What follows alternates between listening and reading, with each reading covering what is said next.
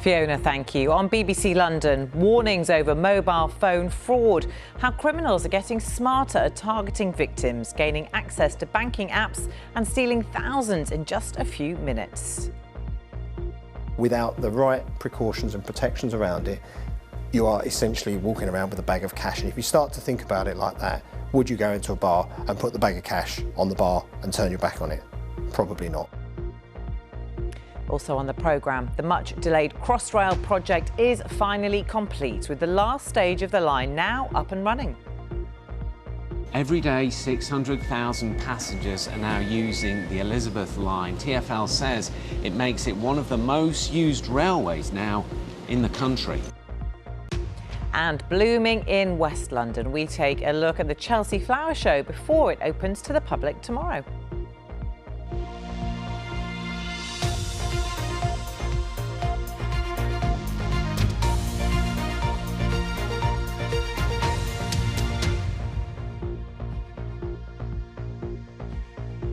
Hello, very warm welcome to the programme. I'm Samantha Simmons.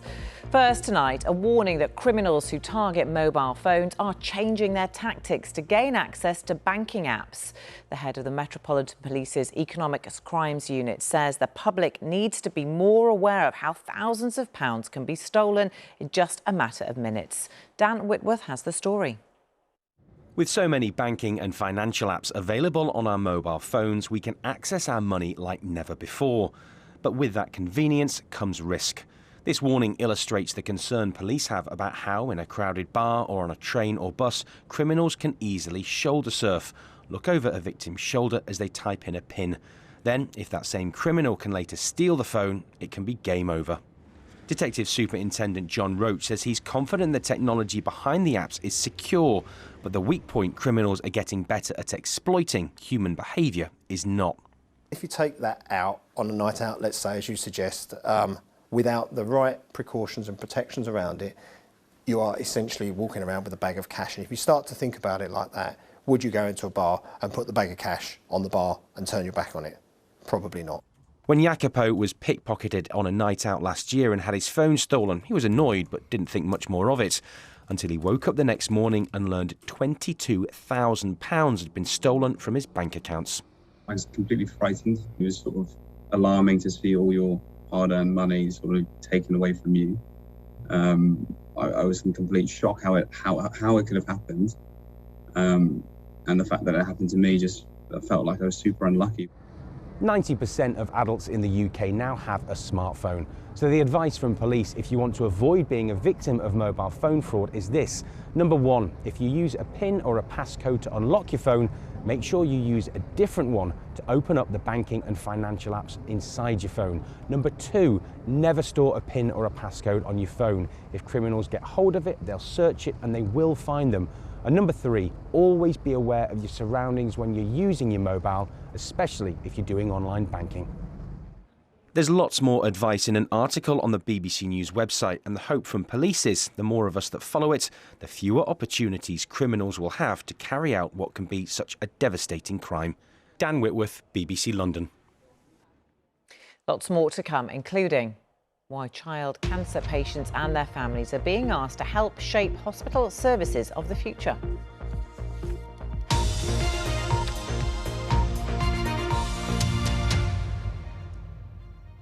Now, it is just under 1 year until the next London mayoral election. Today is the deadline for nominations for the Conservative candidates. The winner will be announced in July from a shortlist of up to 3. Whoever it is will go up against Sadiq Khan, who is seeking an unprecedented third term in office for Labour. Our political editor, Tim Donovan, has been looking at those who have put themselves forward. The Conservatives aren't saying anything officially about who's putting their hat into the ring, but we know that 8 people have declared publicly that they want the nomination. They include 3 figures who are currently elected in London, including Paul Scully, MP, who has been a Minister for London, Susan Hall, Conservative Assembly member until recently leader of the Tory group at City Hall, and Andrew Boff, who's currently the chair of the London Assembly and has stood in no less than all but one of the previous elections. There's then a couple of people who have been or are still in elected office. One, Samuel Kasumu, is a councillor in Welwyn Hatfield Borough in Hertfordshire. And then there's Dwayne Brooks, who many people will know as the friend who was with Stephen Lawrence when he was murdered in South East London 30 years ago. Once a Lewisham councillor for the Liberal Democrats, but now fighting for the Conservatives. And finally, there's a group of 3 people who are Tory party members and want to bring their business background to bear. One is Daniel Korski, a former number 10 advisor on technology, among other things. You have Natalie Campbell, who is currently the Chancellor of the University of Westminster. And finally, Alex Challoner, who used to work with Steve Norris, a former Tory mayoral candidate. He's a communications specialist and businessman. Now, there are areas where all these candidates will hope to be distinctive, but they're all focusing mainly on the big ticket issues in London: transport, crime and policing, and housing. And nearly all of them are saying that they would scrap reverse plans to extend the ultra-low emission zone. Tim, the current Mayor Sadiq Khan has been talking about a rather personal issue, his health today, hasn't he? Yeah, he's talked about what he describes as a heart scare 18 months ago. It was at the COP26, big climate change conference in Scotland, and he'd been giving a speech at an event where he became ill and had to be helped from the stage. He spent several hours in A&E in Glasgow, had an ECG, an electrocardiogram and blood tests. And he says he was told by doctors that it could have been a minor heart attack. He was okay the next day to deliver a big speech at the conference, and he says he's doing okay now. I've been taking the advice of the doctors: eat sensibly, do regular exercise. I ran 5k this morning. My doctors will be pleased to know. Trying to eat more sensibly as well, and getting that work-life balance is really important for your physical fitness, your mental fitness as well. But as to the Tories who are vying to challenge him next May, yes, there'll now be a shortlisting process. The party whittles down that list of 8 to a list of 3, we think, 10 days into June. And then there'll be a series of hustings where party members can ask questions and go along, and eventually they will make their choice, and we will know the Tory candidate on July the 19th. OK, Tim, long to go. Thank you. And you can see more on the run-up to the mayoral elections next year and a list of prospective mayoral candidates on the BBC London website. Ofsted inspectors need more training to support teaching staff. That is the call today from a union after a report in the British Medical Journal called for all potential work-related suicides to be investigated following the death of Reading head teacher Ruth Perry. She took her own life after being told her school would be downgraded from outstanding to inadequate. Ofsted says it carries out its work professionally and sensitively. Here's Bronwyn Jeffries. Ruth Perry took her own life while waiting for an Ofsted report. Caversham Primary was being graded inadequate. Inspectors raised concerns about how children were kept safe. An inquest will look at events around Ruth Perry's death. It's provoked a bigger debate about teachers' mental health. Suicides are not investigated by the Health and Safety Executive. Now, 2 leading academics are calling for that to change. Every suicide is a tragedy for the family and friends of the individual, for the individual who loses their life. And if there are circumstances that could be tackled to prevent that happening, we have a responsibility to do something about them. But if you don't investigate, if you don't try to find what's happening, then you can't do that. In the British Medical Journal, they also say Ofsted has a duty of care, a call welcomed by the family. We're saying to Ofsted, we're saying to the Department for Education, we're saying to the government, we're not going away. This issue is not going away. Ruth's death was not, sadly, however tragic it is to us, was not a one-off anomaly. Ofsted has described Ruth Perry's death as a tragedy. It said it inspects first and foremost in the interests of children, professionally and sensitively careful of the impact on staff. Bronwyn Jeffries, BBC News. Now, families across South London whose children have been treated for cancer are being asked to take part in an NHS consultation to decide the future of children's hospital cancer care and where they'll be treated in the future. The shake-up of services follows an independent review which found patient safety of vulnerable children was compromised travelling between different hospitals. NHS England says it wants all future services from intensive care to radiotherapy based in one site. Aisha Baksh has the details. He's a happy and lively 5-year-old, but for most of his young life, Jackson has been a cancer patient. Over 3 years ago, his parents were told he had a form of T-cell leukemia, and he's been in and out of hospital ever since. He couldn't walk, so he had to learn to walk again. He used to crawl everywhere, he used to be in pain, he wouldn't talk. So yeah, to see it all now is, it's really, really good, yeah. Jackson was treated at the Royal Marsden Hospital in Sutton and here at St George's in Tooting. That's a good thing about this hospital. If we ring up and he gets a temperature, we get a bed straight away. So that we don't have to go through A&E like some hospitals. It's just literally in a room, isolation room, and then we're there. For many years now, there's been a partnership between the two hospitals. Back in 2011, members of the royal family opened a new children's centre at the Royal Marsden. But following a review, the world-leading hospital was told it can no longer treat children as it lacks its own paediatric intensive care unit. NHS England say all children's cancer services must now be located on one site. At the moment, some young patients have to transfer from the Royal Marsden Hospital in Sutton and Chelsea to here at St George's in Tooting. The counter-proposal is from the Evelina Children's Hospital in Westminster, and NHS England say that both proposals have scored highly and will be taken forward for consultation. The Evelina Children's Hospital is part of Guy's and St Thomas's Trust. In a statement, a spokesperson told BBC London they would provide outstanding specialist paediatric services and world-leading clinical research infrastructure. Meanwhile, at St George's, they say they have already 25 years of experience of delivering specialist cancer care and will be updating the current site in South London. Emma, how would that work in practice? So essentially the George's would be having some new facilities, some new wards, and we would bring all of children's oncology care in South London, primary treatment, which is the main treatment centre, onto one site at St George's Hospital, which would include our paediatric intensive care unit and all our wards, our surgical, our brain surgeons, our general surgeons would all be on one site. It's a patient safety decision, and I think it fits with the rest of the UK's cancer care, which is all on one site.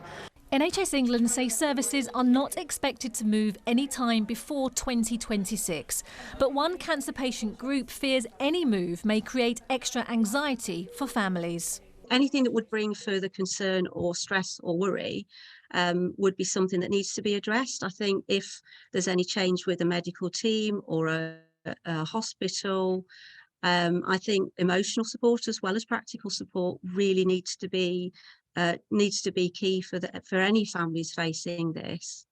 Jackson has now finished his treatment at St George's, although he'll still get support and checkups when needed. His parents and others will be asked for their views on where children's cancer services should be located in London through an NHS consultation starting this summer. Aisha Baksh, BBC London. Now let's take a quick look at some of the day's other news. More than 1 million people have signed a petition to hold the Met Police accountable for shooting 2 dogs. The animals were killed by specialist firearms officers on the 7th of May.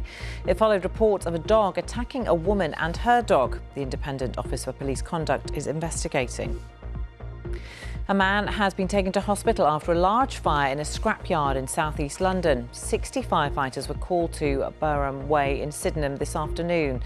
Local residents have been advised to close their windows. Police have issued a CCTV appeal after a rail worker was seriously injured in an assault. The attack happened at Harrow-on-the-Hill station in London at midnight on Sunday. The member of staff was knocked unconscious and suffered a bleed on the brain. 2 London museums have been shortlisted for this year's Museum of the Year award worth £120,000. They are the Natural History Museum in South Kensington and Leighton House near Holland Park. The winner will be announced in July. Now, the Elizabeth line has been operating for almost a year now, and from today, the last stage of the line, Shenfield to Heathrow, is now running. It finally marks the completion of the Crossrail project. Here's our transport correspondent, Tom Edwards. The Elizabeth line has changed the capital and how Londoners get around.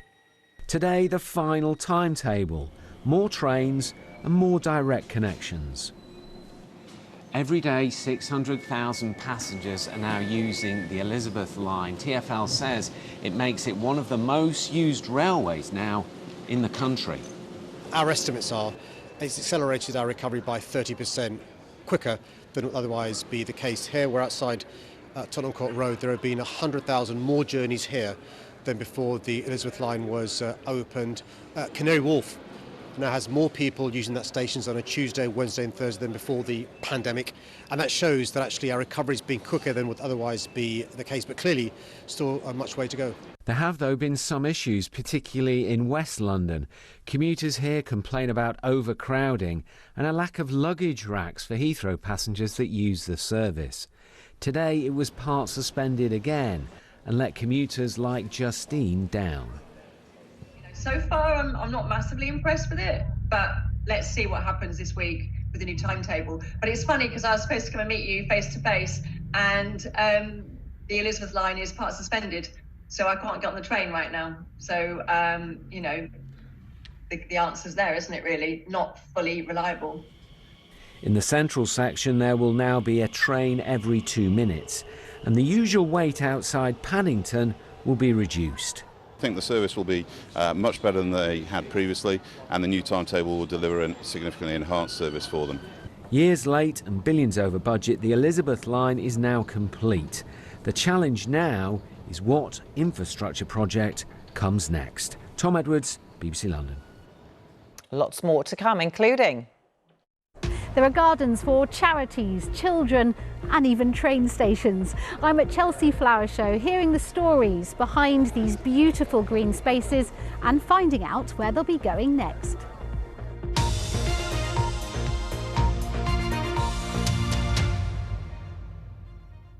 Now, a new competition is hoping to inspire young Londoners to get writing poetry about the city they live in.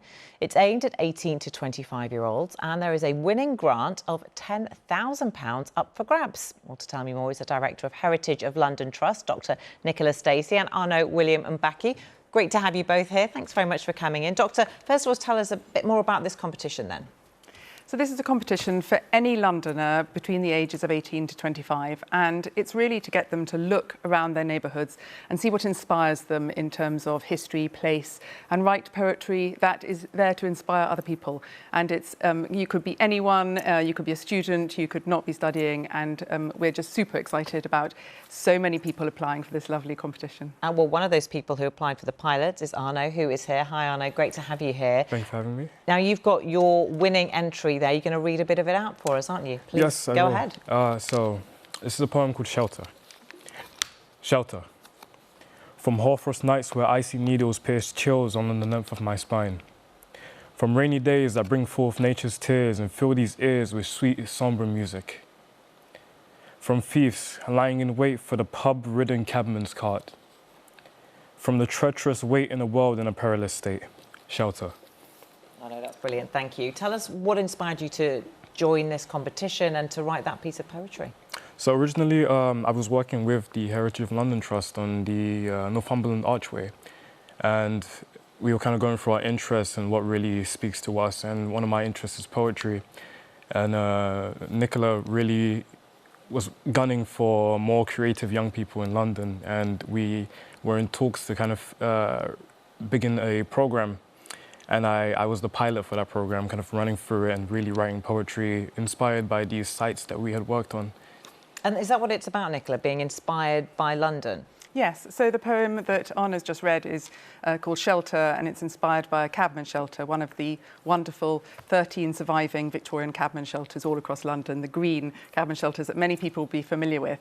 And what we really wanted was for Arno to consider the concept of shelter. As part of the Poet for Places project, we work with different groups of young people. So the appointed poet will work with young refugees, different young people from different groups across London. And shelter, obviously, it spoke to the young refugees as a concept of shelter. So it's really about looking at these wonderful sites and seeing what connections it makes to you. And Arno, tell us about what winning this pilot has meant for you. So for me, I think it's really given me a chance to develop my writing skills. I'm actually a student at Queen Mary, University of London, doing English literature with creative writing, I apologise. And I think that process has really helped me understand how to formulate poems based on a visual idea or a kind of ongoing project. So I have a lot of work about kind of London and my experience taking in London and its sites. Brilliant. Nicola, £10,000 grant up for grabs. How does anybody get their hands on it, and where does that money go? So we're super excited that everyone will apply for it. The website is Poet for Places. If you just Google Poet for Places, you'll see how to apply.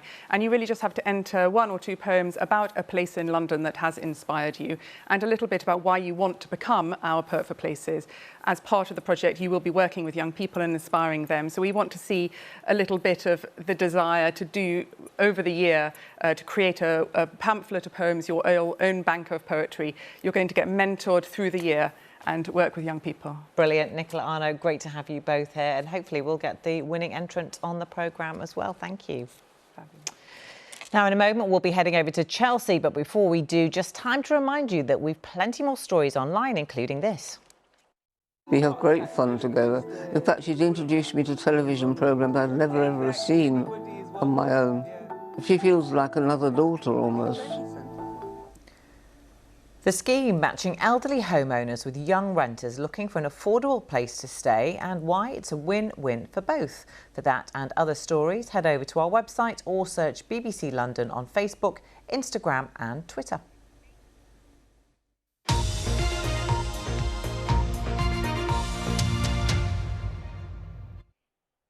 Now to one of the biggest events in the horticultural calendar. The Chelsea Flower Show is getting underway.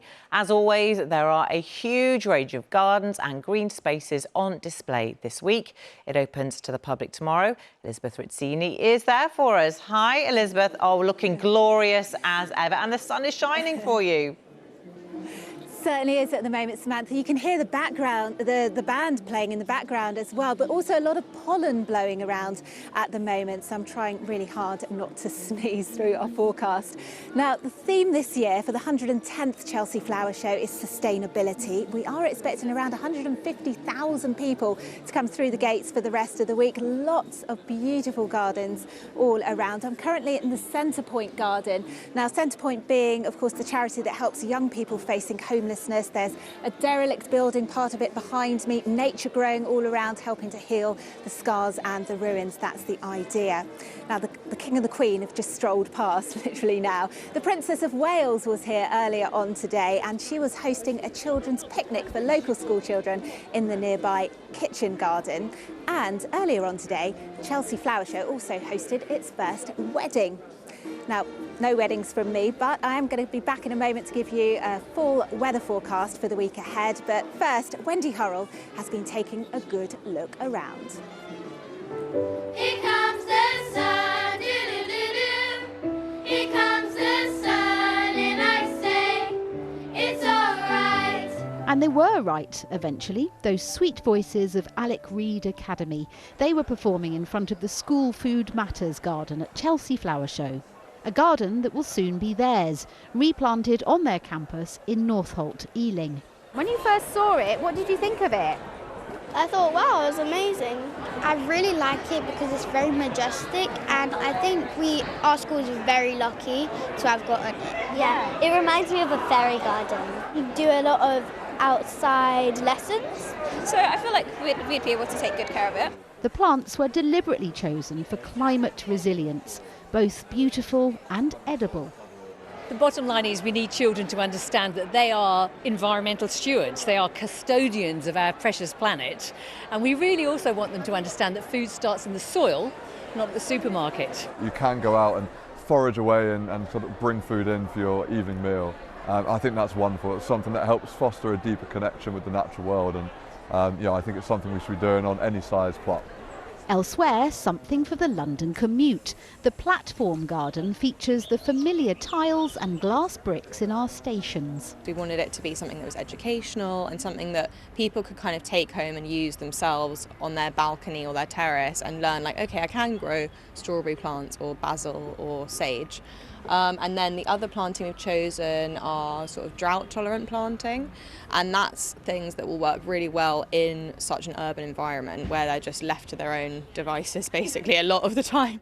Next month you'll find it at Latimer Road Station. And this, the London Square Community Garden, was inspired by volunteers at the Doddington Estate in Battersea, who built their own community garden with donated shrubs, trees and perennials. And then some of the elements here will go back there after the show. So, gardens for children, for communities and for train stations, all will live on in London after the Chelsea Flower Show finishes on Saturday. Wendy Hurrell, BBC London. So the atmosphere, the bees and also the weather have been absolutely buzzing here today. It was a bit of a slow start to the morning, wasn't it? Lots of cloud around earlier on this morning. It took its time, but the sunshine has emerged, lots of blue sky, and it's a beautiful evening ahead. It really is. We got to 20 degrees Celsius in nearby St James's Park. Is it going to last for the rest of the week? In a word, yes. Now, this evening and overnight, it's a little cooler, a little bit less cloud around than we saw last night. Lots of clear spells, and temperatures in the best of those could dip as low as perhaps 6 or 7 degrees Celsius into tomorrow morning. So a slightly chillier start to the day. Some areas of cloud just moving in as we head into tomorrow morning itself. So a little bit of cloud around tomorrow, but it's generally a much brighter start to the day than we saw earlier on today. There will be a lot of sunshine around, plenty more developing through the morning. Just a bit more fair weather cloud developing as we go through the afternoon. So a bit more cloud cover, and the air is actually a touch cooler as well tomorrow. So temperatures may not quite be so high, but still 17 to 19 degrees Celsius. And really, it is going to be a lovely day of weather. Over the next few days, high pressure still dominant. So it's dry and it's settled. High pressure is certainly our friend. The sunshine will help to boost the temperatures. By the time we get to Wednesday, we'll be back up to 21, 22 degrees Celsius, I suspect. Thursday could be even warmer still. Friday, well, some of the models are suggesting we could see higher temperatures, but at the moment we think a bit more cloud cover, perhaps feeling a little cooler, but the sunshine returns over the weekend. A gorgeous week here at the Chelsea Flower Show and in gardens all across the capital, certainly. Samantha. That is great news. Lizzie, thank you very much. Enjoy the show. That's about it from me. Victoria Hollins will be back later at 10:30. For now, from all of us, have a very good evening.